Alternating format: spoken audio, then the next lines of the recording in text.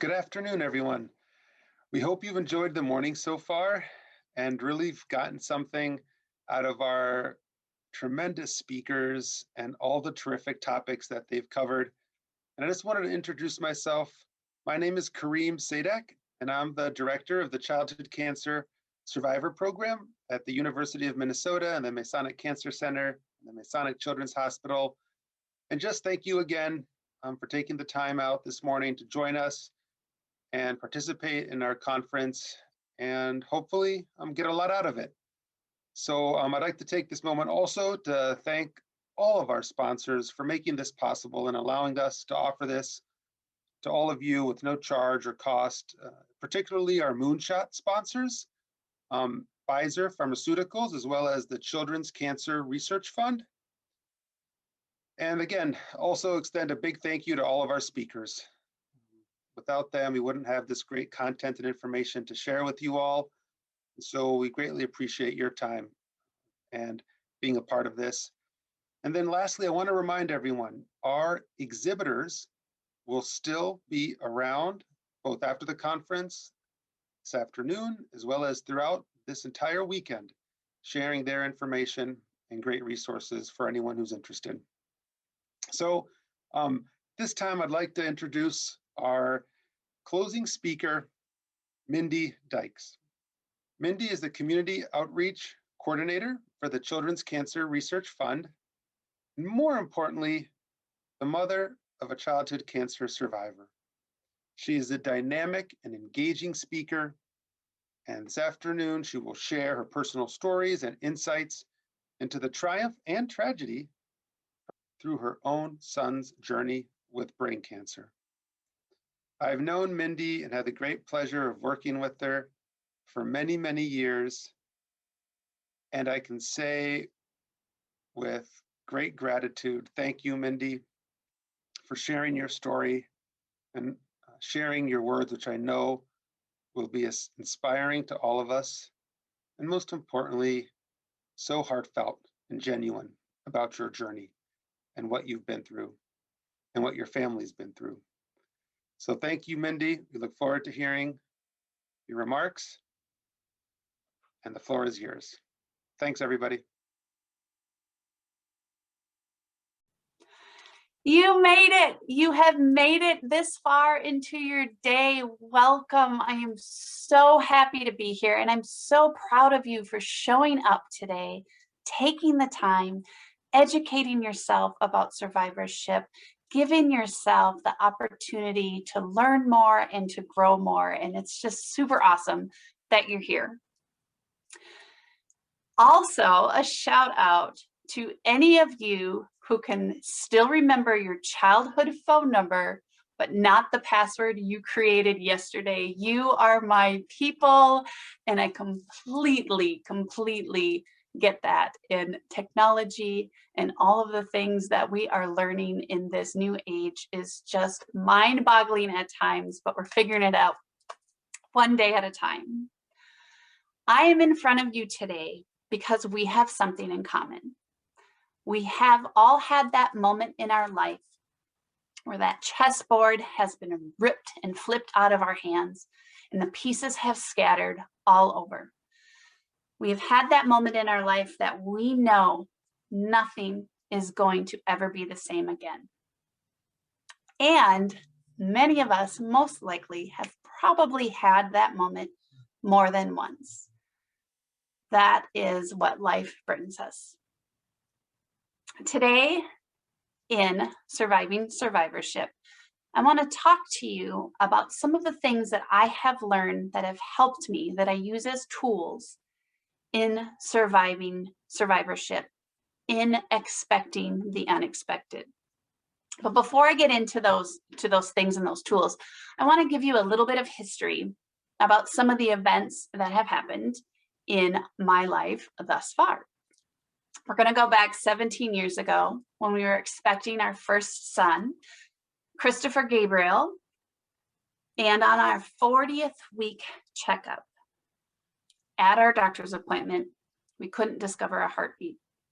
I was rushed into another ultrasound room, And we're looking at a gray and black marbled white screen, not knowing what we're looking at. And in the silence, as the doctor paused the ultrasound wand on my abdomen, she said the words, "I'm sorry." And my husband said, "What are we looking at?" And she said, "Your son's heart." And he said, "Is it beating?" And she said, "No." Chessboard flipped. Not too long after that, we were expecting our second child, Jocelyn, who was born that following January, living a wonderful, healthy life. And at 22 months, she started to get jaundice, became discolored, but no real symptoms are going on. We bring her into our local doctor. They run a bunch of tests. We discover she's gallstones. But again, not symptomatic. We're figuring out what we're going to do with this situation with her gallbladder. But then one of the gallstones dislodged and blocked her bile duct. She became septic. She became ill with a lot of symptoms really fast. So we rush her to the emergency room, and she gets prepped for a surgery to repair her bile duct and to remove her gallbladder. She recovers fantastic. We are released home from the hospital on November 14th of that year. I am currently at that time 8 months pregnant with our second son, Connor. Connor was born December 12th. So we have a recovering 2-year-old. We have a newborn baby. So December, he is born. We are excited. We have a second chance to raise our son. January 28th, that following month, Connor is inconsolable. He's 6 weeks old. He is crying. He is vomiting. His body temp is dropping. He is shaking. He is white. He's clammy. He's pale. And so we make the decision that he needs to get into the emergency room. In that 15 minutes, it took us to make a couple phone calls, coordinate care for a 2-year-old at 4 in the morning, and to get a bag packed for him. His left eye had swollen shut, and there was a mass on his forehead. I immediately thought he had a brain bleed, but we needed to get to the hospital. So we get to our local hospital, and we are prepped for an emergency transport via ambulance into the cities, into the Twin Cities. When we get to the Twin Cities, there's a team ready and waiting. Connor is stable, but definitely something is wrong. So they perform a CT scan. They come out of that. They rush him into the room. You can't even see him, right? It's like a scene of a movie. There's so many people tending to him and trying to help him and to get him stabilized. So we're brought back into that little room, the one you don't want to go to when you know they're going to tell you really bad news. And we're brought into there, and they share with us that they've discovered a mass on Connor's brain. And I remember asking, how big is it?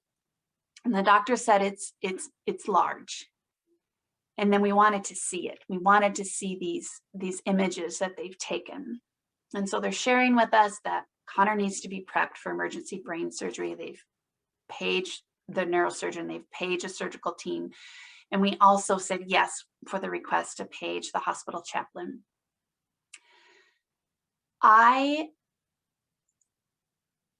It's so hard sometimes to go back to that moment and that days and how fast everything was happening. So Connor survives brain surgery. He's baptized before he goes in for surgery because we truly, truly didn't expect that he would survive surgery. Again, he's only 6 weeks old at this time.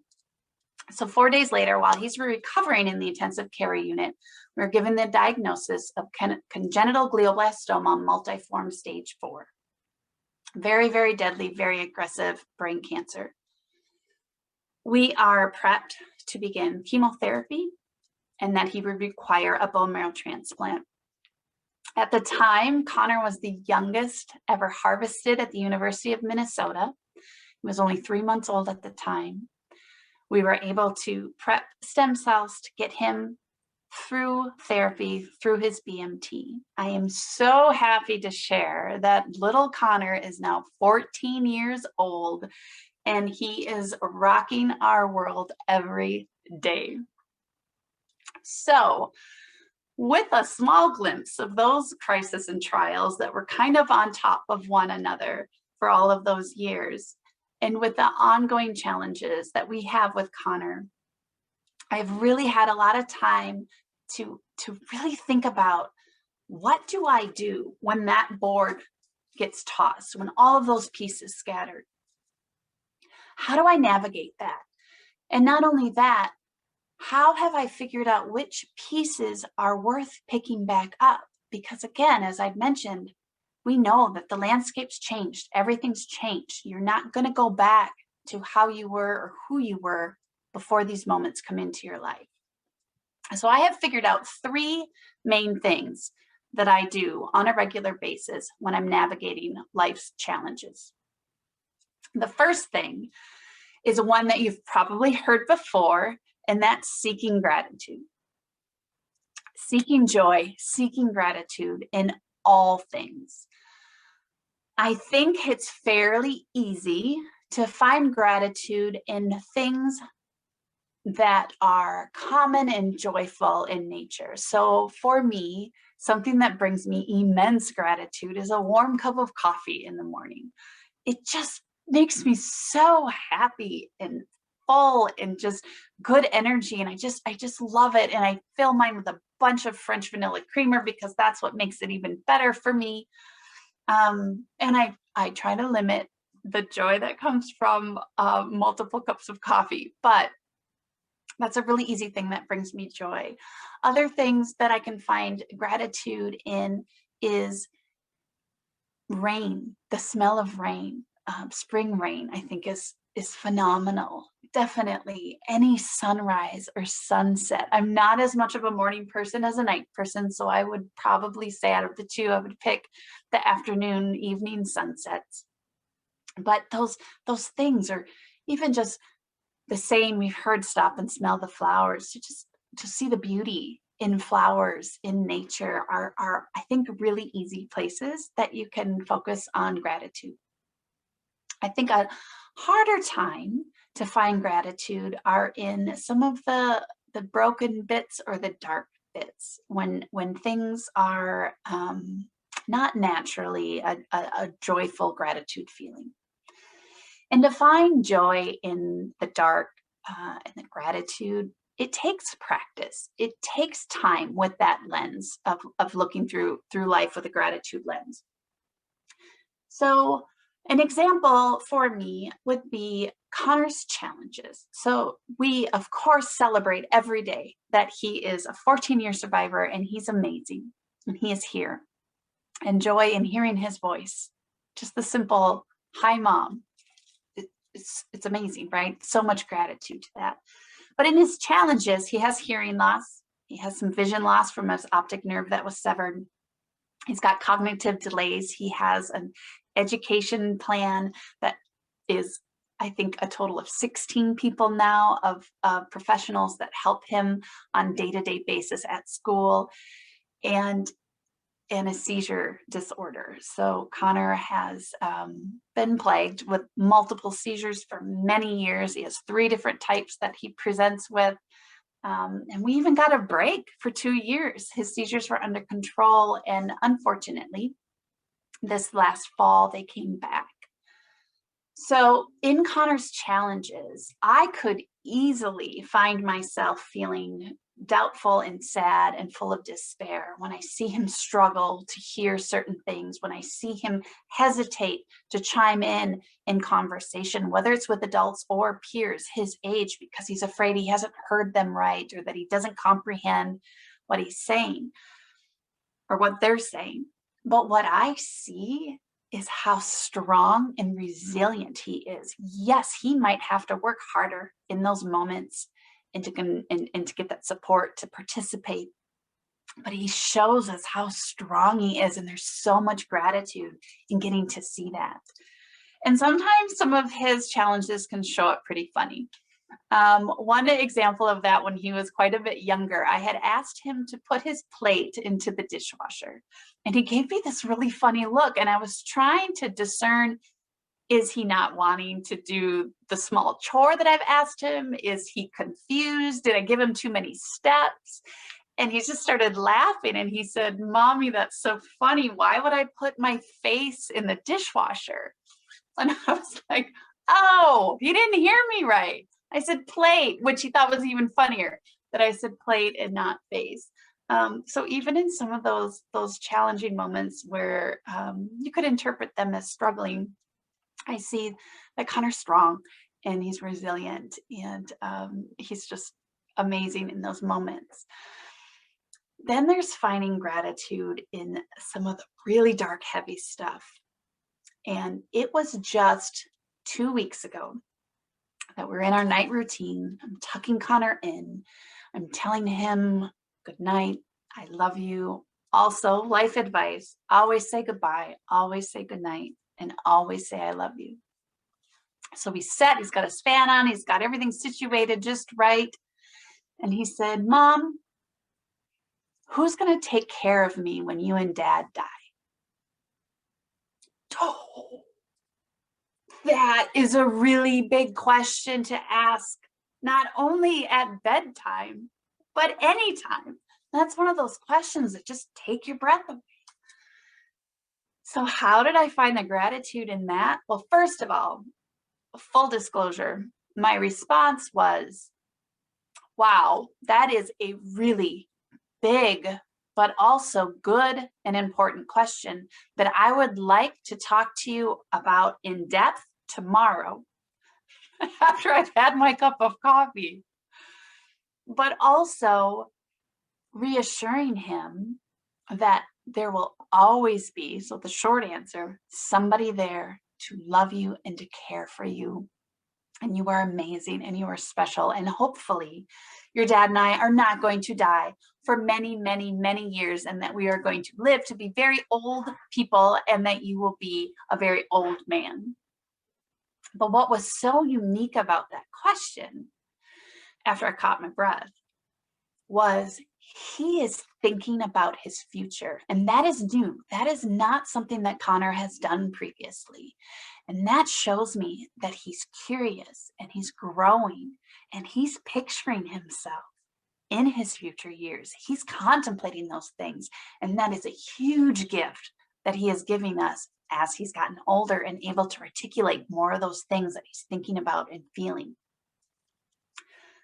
So that is my summary of how I feel and why I think it's important to find gratitude in everything. Try the lens on. Look for those things. You might be surprised at what you discover that you can find gratitude in. The second thing that I do and that I recommend might come as a surprise, and that is seeking heartbreaks. That's right. I recommend getting your heart broken, but here's why. Number one, if you have the ability to get your heart broken, that means that you're vulnerable and you're open. You're not asking for things with one hand open and one hand closed. You are open and you are ready to receive the love that is meant for you. You're not guarded. You're able to be open, let that love in, but you also have the opportunity to feel a full range of emotions in your lifetime. So there are, according to psychologists, 7 main emotions that humans can feel. Those are broken down into several subtypes, and those subtypes are broken down into several subtypes. So at the end, there's well over 100 to 120 different emotions that we can have the ability to feel. And as crazy as it may sound, I do not want to go through this life and miss out on feeling a single one of them. So the wheel is kind of divided in half. There's all of those emotions that are positive and energizing and satisfaction and all of those really good things. And then there's all the ones that we would maybe not intentionally want to sign up for. But those are the ones where the transformation happens, the growth mindset happens. My most molding, transformative times in my life did not come when I was feeling joy, when I was feeling bliss. Yes, they felt amazing. I love those times. It helps balance out all of the other dark bits that come. But there wasn't a transformation. There wasn't a growth. Those moments started with the most pain. And that is important to me. that opportunity to learn and to grow and to really process what we're experiencing as humans. I also know that I would sit in the dark for as many seasons as it took just to feel one moment of light. It makes it that much brighter. It makes it that much more magnificent. It makes it more valuable to you. Have you ever, been into a room where it is pitch black? We were on a cage tour once with Connor and his class, and they shut all the lights down, and it is, pitch black, right? You can't even think about seeing the nose on your own face, let alone a finger in front of you. And one little flicker of light, one little crack of light was like everything to us. It was so bright. Like, look at that light. It's just so amazing. And I picture life the same way with our emotions.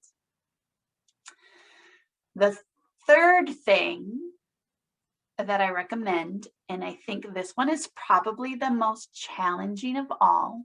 So as we're picturing which pieces, right, we're putting back onto our board of life, which ones are important to grab onto? So we've got gratitude, we've got heartbreaks.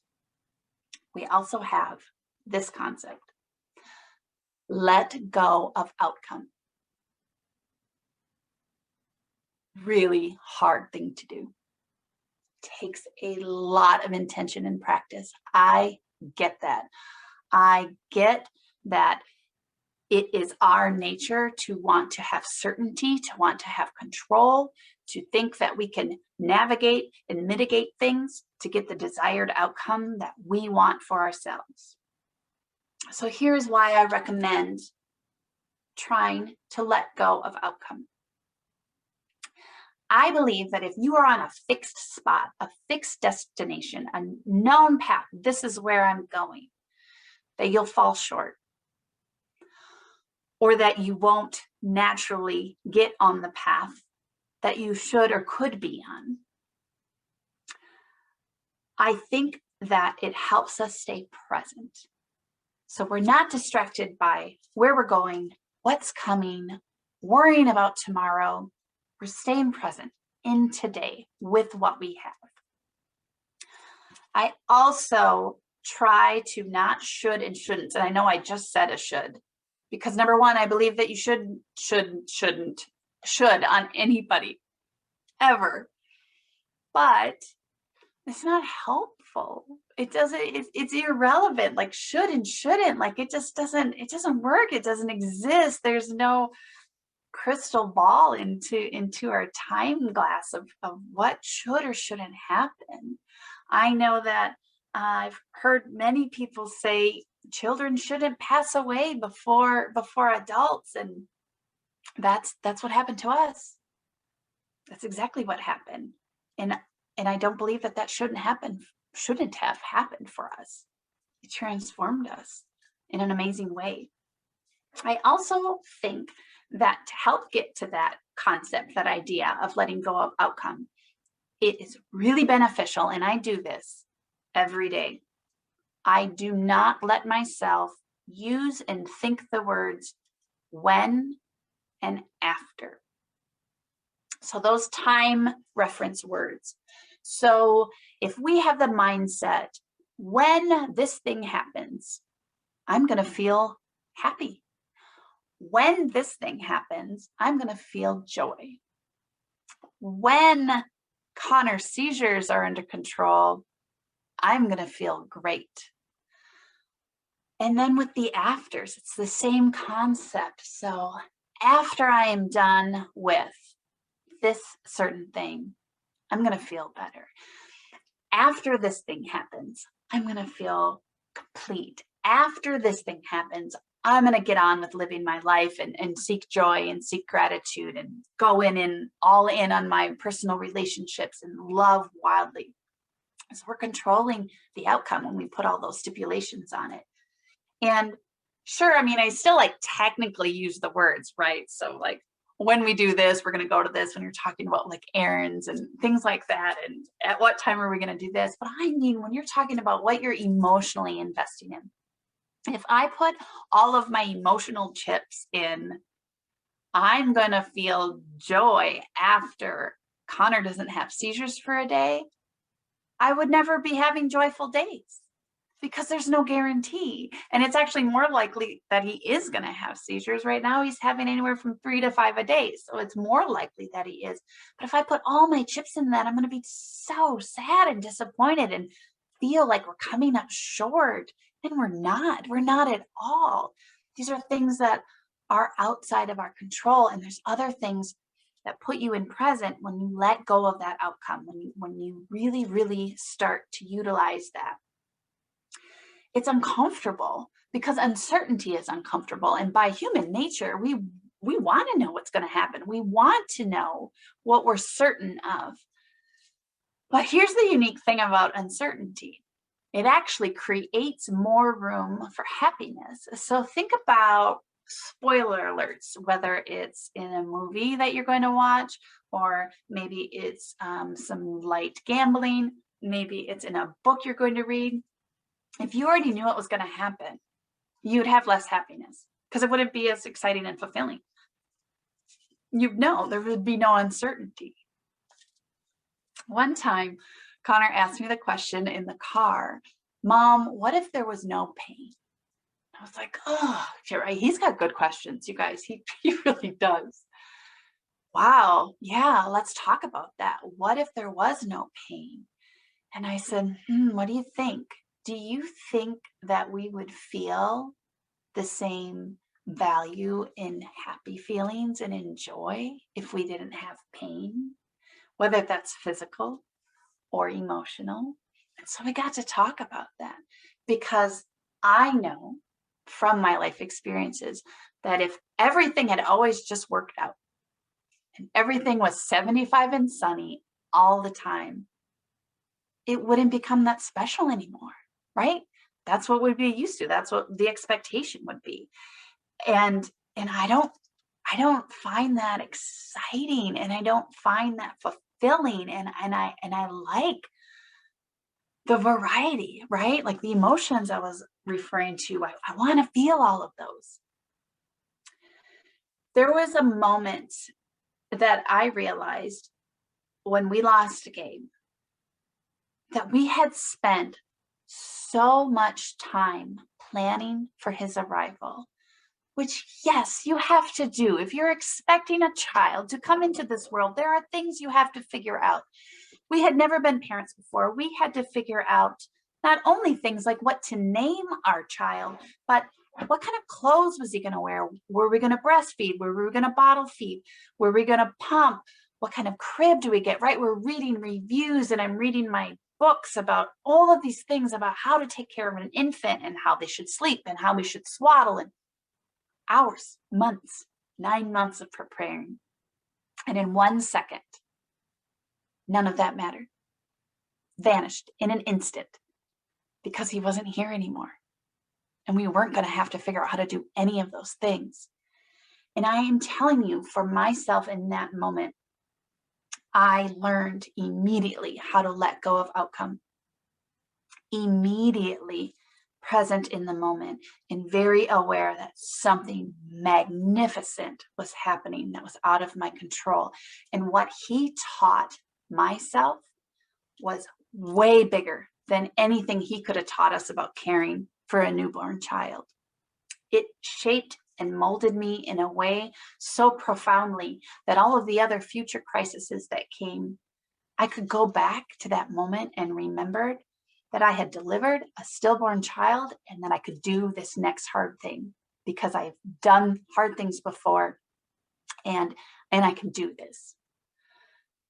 There was a moment in the emergency room with Connor after we were given the news about this huge mass that was the size of my husband's fist. And I had that first kind of second alone before they were going to baptize him for surgery, and they're trying to intubate him and all of those crazy things that were going on.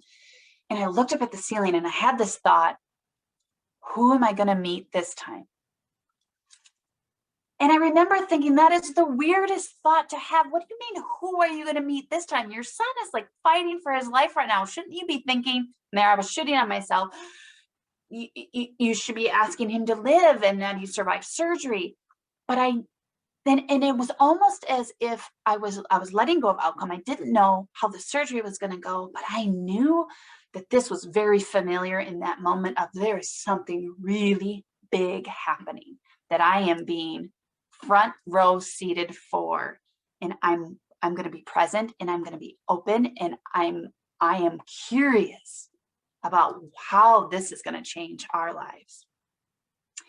I think another thing that I've recognized in caring for Connor and helping him in his journey is that I don't ever want to be his ceiling of where he can go. And it's challenging to recognize the times that I had been that maybe not safety wise, because we still have to make a lot of decisions for him to help him stay safe in the activities and things he wants to try, but recognizing what he's capable of. And again, I don't ever want to be his limit. I don't want to be his ceiling to that.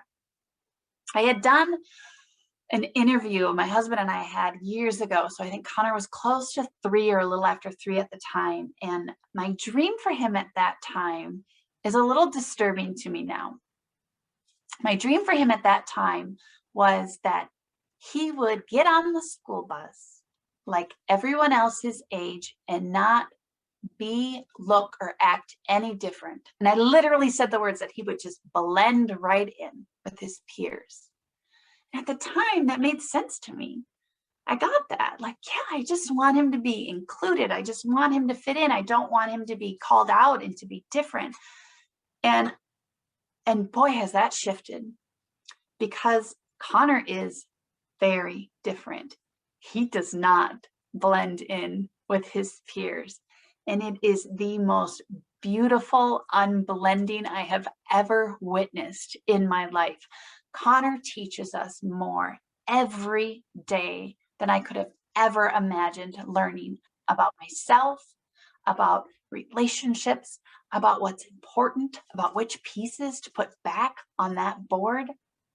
Connor is defying so many things. And if I would go back to that mindset that I had then, he wouldn't be as successful and as capable as he is now as a 14-year-old boy. Our lives are epic. And I want you to take time to think about your life as a story. Connor is writing a new page every day, as are we. There are new chapters coming. There are people we haven't met in our lives yet that are going to love us, that we haven't even met yet. We are whole. We are amazing. We are beautiful. We are not broken. We are being molded. We are being challenged on what's possible. What's next? Who knows? We don't know. We don't know what tomorrow's going to bring. It is very possible that today is the most put together, things are aligned day that we could ever have again. But not to approach that with anxiety and fear and not thinking like, oh, after tomorrow, everything could just go, to crap. No, that's not it. Today is what we have. Today is epic. Today we are whole. Today we are amazing. I remember one of Connor's oncologists saying to my husband's question about recurrence and disabilities and chances of this and chances of that. And he just paused, and obviously seasoned, right? For these questions that come not only from patients, but from caregivers on like, what's coming? What do we expect? What do we need to prepare for? And he said, today, Connor is 100%. And that was the best, amazing thought, concept, and advice that we still use. Today, Connor is 100%. Today, you are 100%. We may have broken wings. We may have broken bits. Things may have not gone as we planned, but we are still whole and 100%. If I had known what I was going to be asked to do in this lifetime, I would have had convinced myself that it would be impossible. And you know what? I would have been immensely wrong. I hope you guys have learned something to take away today, something to carry with you. I can't wait to share more. And again, I'm so glad that you came today and you made that time for yourself. You are loved, you are important, you are special, and have an amazing day. Thanks so much. Bye.